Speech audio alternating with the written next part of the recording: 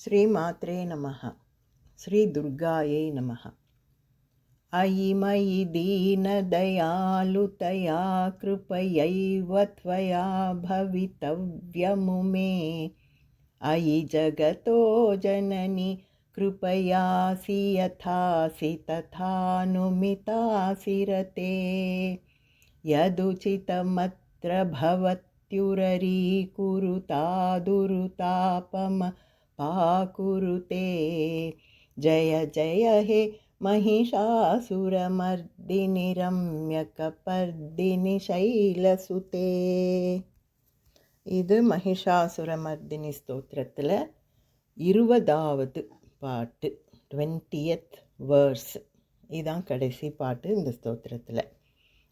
இதை பார்க்கலாம் இப்போது.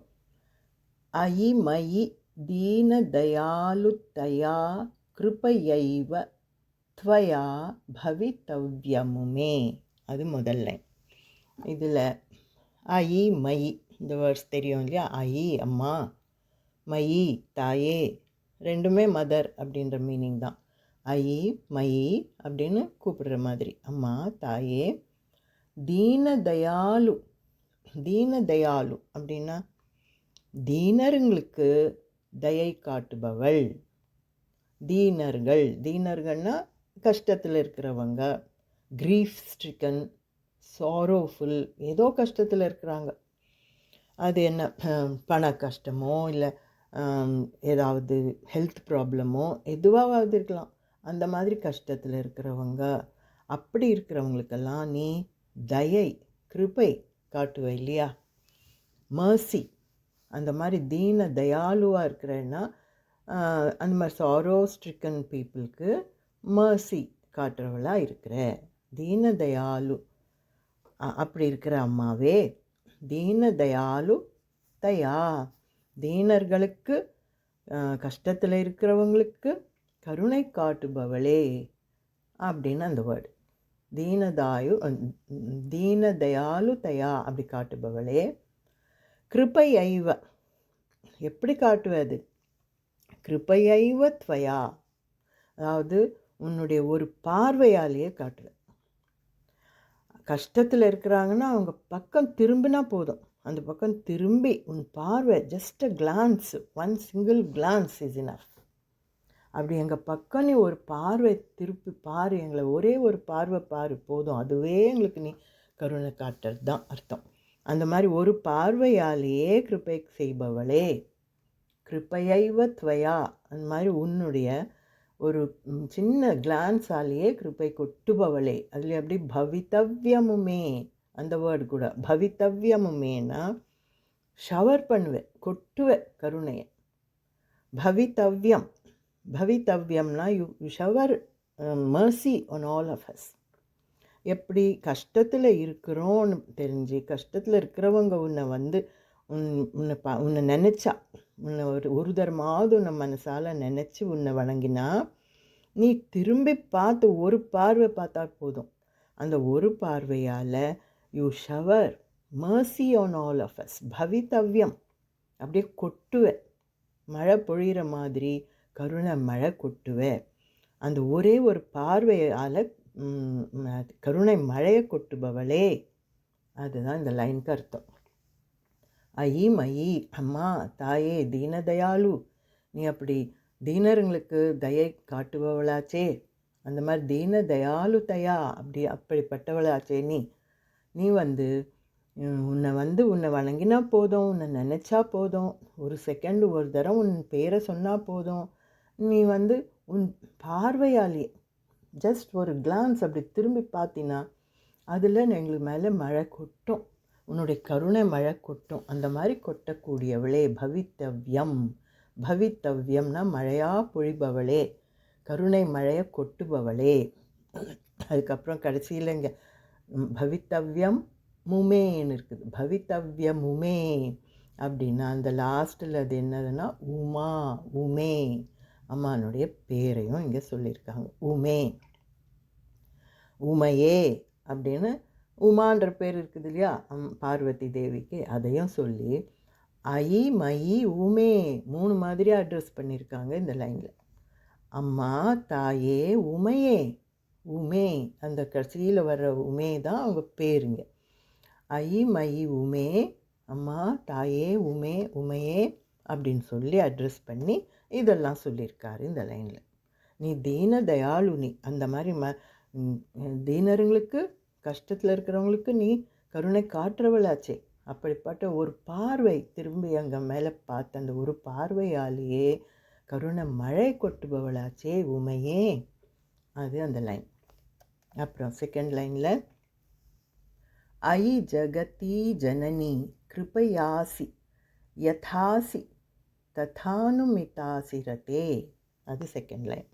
இதில் என்ன சொல்கிறாருன்னா, ஐ மறுபடியும் அம்மா, அம்மா ஜகத்தோ ஜனனி, ஜகத்தோ ஜனனி அப்படின்னா உலகத்துக்கே அம்மாவாச்சே நீ. அம்மா ஜகத் ஜனனி, நீ ஜெகதம்பிகா, ஜெகத் ஜனனி, நீ வந்து உலகத்துக்கே தாய்.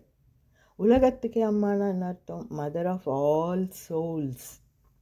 எல்லா ஜீவனுங்களுக்கும், எல்லா ஜீவராசிங்களுக்கும், அது எந்த மாதிரி எறும்பு பூச்சி புழு எதுவாக இருந்தாலும் எல்லாத்துக்கும் நீ தானே அம்மா.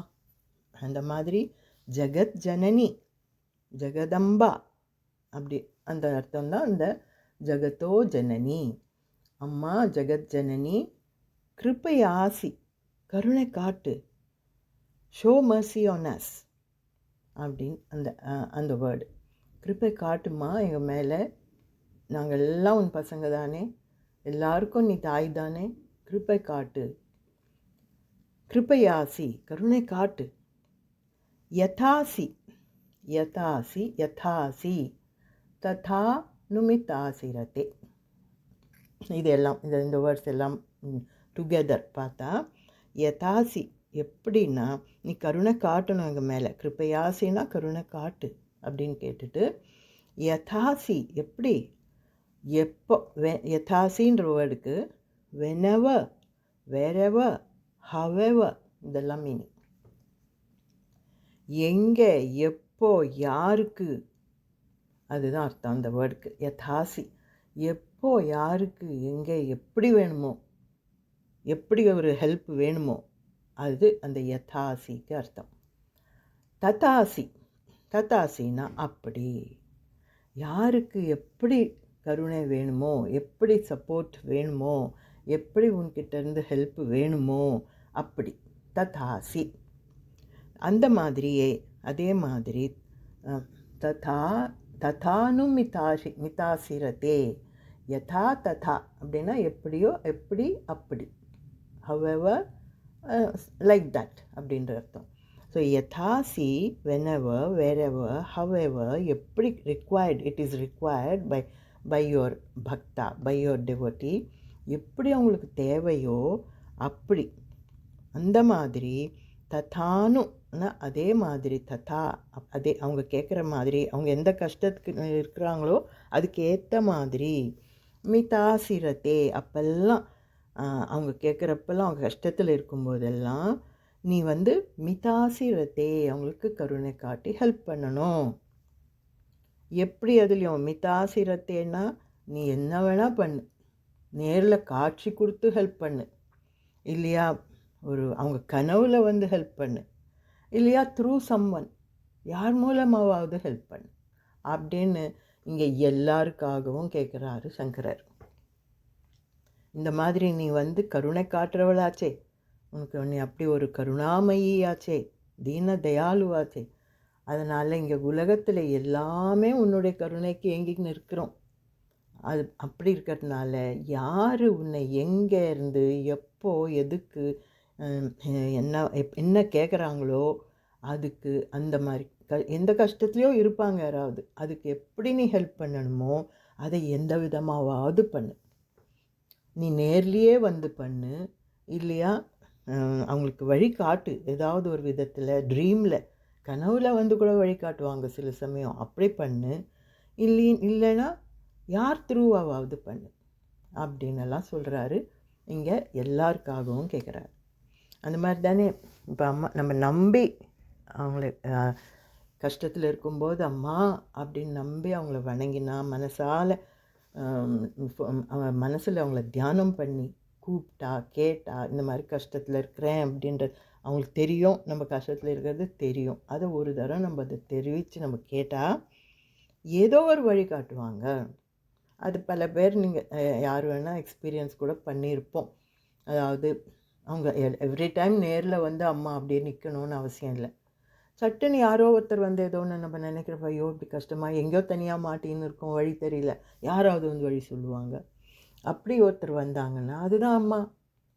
அந்த அவங்க த்ரூவாக நமக்கு ஹெல்ப் பண்ணியிருக்காங்க. இல்லைன்னா சில சமயம் பல தரம் இதுவும் ஆகும். கனவுல ஏதோ யாரோ கனவுல நமக்கு ஒரு ஹிண்ட் கொடுத்த மாதிரி கேட்கும். என்னமோ சொன்னாங்களே ஒரு வேளை அப்படி பண்ணி பார்க்கலாம் அப்படின்னா அதுதான் அம்மா. அந்த மாதிரி either in dream or in person or through someone எப்படியாவது நீ அந்த கஷ்டத்தில் இருக்கிற உன் பக்தர்களுக்கு நீ தயை காட்டு, வழிகாட்டு அப்படின்னு இங்கே எல்லாருக்காகவும் கேட்டிருக்கிறாரு சங்கரர். ஐ ஜகத்தோ ஜனனி ஜெகன் மாதாவான நீ கிருப்பையாசி கருணை காட்டுமா எல்லார் மேலேயும். Show mercy on all of us. எனக்கு மாத்திரம் காட்டுன்னு சொல்லலை, தன்னை மட்டும் கேட்கல, எல்லாருக்காகவும் கேட்டிருக்காரு. இந்த உலகத்துக்கே நீ தாய், இந்த ஜகத்துக்கு நீ ஜனனி அம்மா. அப்படி இருக்கும்போது உன் பசங்களான நாங்கள் எல்லாருக்கும் நீ கருணை காட்டு. எப்படின்னா யதாசி எங்கேருந்து யாருக்கு எப்போ எப்படி ஹெல்ப் வேணுமோ அவங்களுக்கு என்ன whatever is required by them, அவங்களுக்கு என்ன தேவையோ அதை நீ வந்து அந்த உடனே கொடு. உன் பார்வையால் அவங்க பக்கம் திரும்பி பார்த்து அவங்களுக்கு அவங்க இருக்கிற கஷ்டத்துலேருந்து அதை அவங்கள வெளியெடுத்து விடு, அந்த கஷ்டத்தை போக்கு.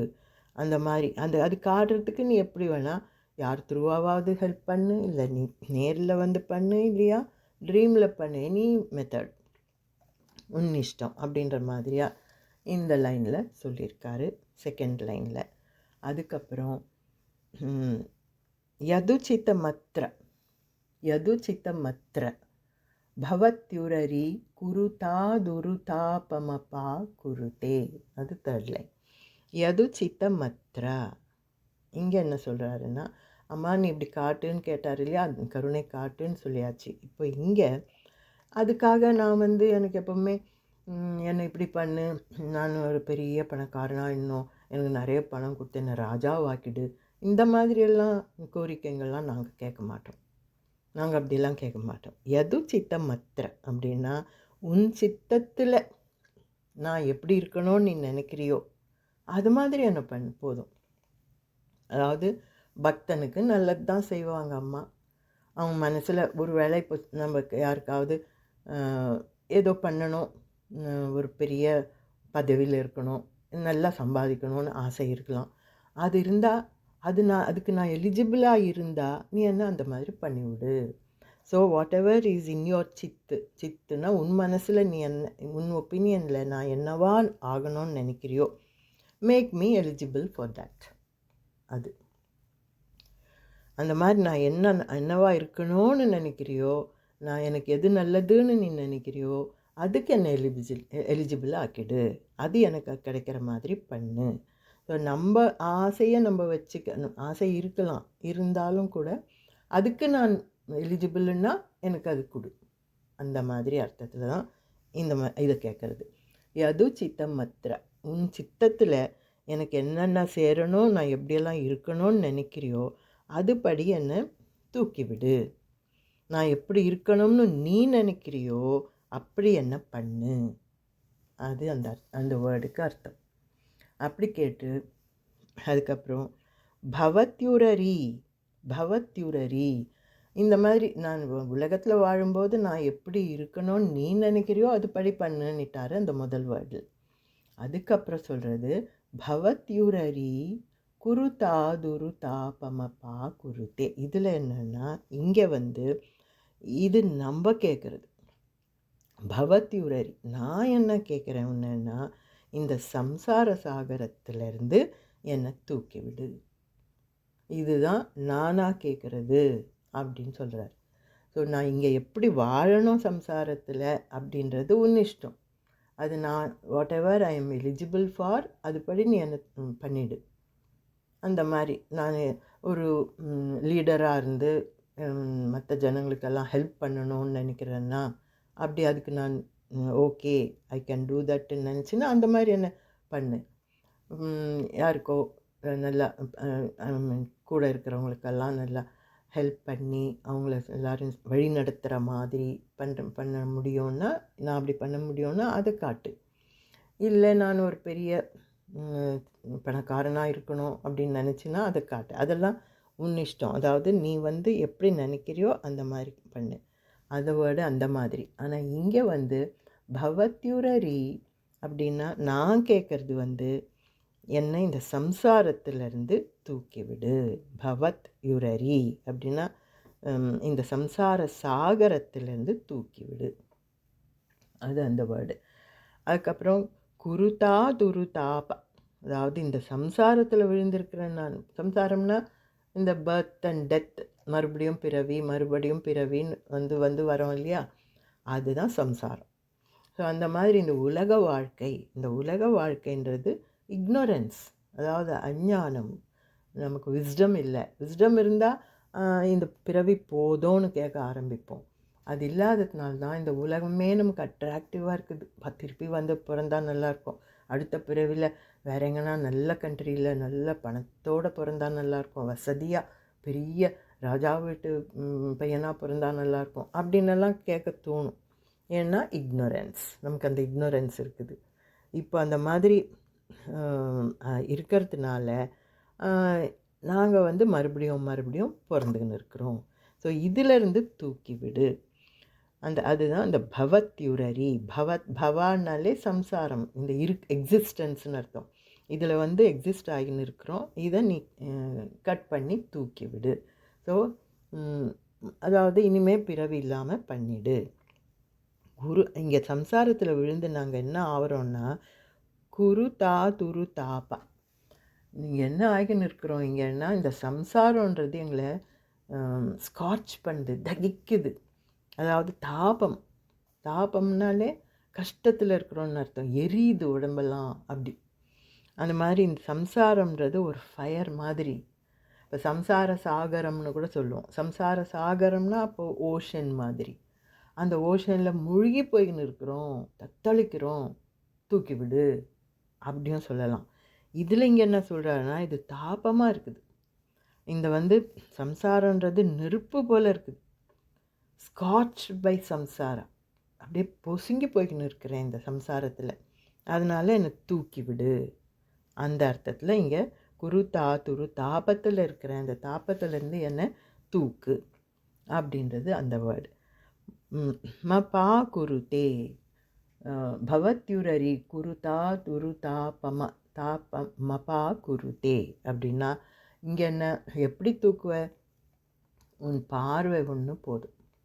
எங்கள் பக்கம் திரும்பி ஒரு பார்வை பார்த்துடு. அந்த கருணையாலேயே உன் மூன்லைக் உன் அந்த கூல் ஃபேஸை காட்டி, அந்த கருணையை காட்டினாலே எங்களை அந்த பார்வையை பார்த்துக்கினே நாங்கள் மேலே வந்துடுவோம்.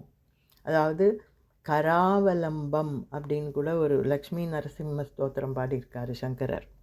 அதில் கராவலம்பம் அப்படின்வார். கராவலம்பம்னா கை கொடுத்து தூக்கி விடு. இந்த சம்சார பந்தத்திலேருந்து, சம்சார சாகரத்துலேருந்து கை கொடுத்து மேலே தூக்கிடு, எங்களுக்கு போதும் இது அப்படின்னு கேட்குறாரு. அந்த மாதிரி தான் இதுவும் கராவலம்பம், அந்த அர்த்தம்தான் இதுவும். ஆனால் இங்கே உன் பார்வையால் தூக்குன்றார். எங்கள் பக்கம் திரும்பு, அந்த மபா குருத்தே, அந்த ஒரு பார்வை எங்கள் பக்கம் திருப்பு, அந்த பார்வையே எங்களை கைப்பிடிச்சி தூக்கின மாதிரி தூக்கிடும். அப்படி எங்களை இதிலேருந்து தூக்கி விடு. அதுதான் இந்த லைனுக்கு அர்த்தம். அதாவது யதுச்சித்தம் மற்ற உனக்கு எனக்கு நான் என்னவா இருக்கணும்னு நீ நினைக்கிறியோ, என்னால் ஏதாவது உலகத்துக்கு உபயோகம்னா அதை பண்ணவே.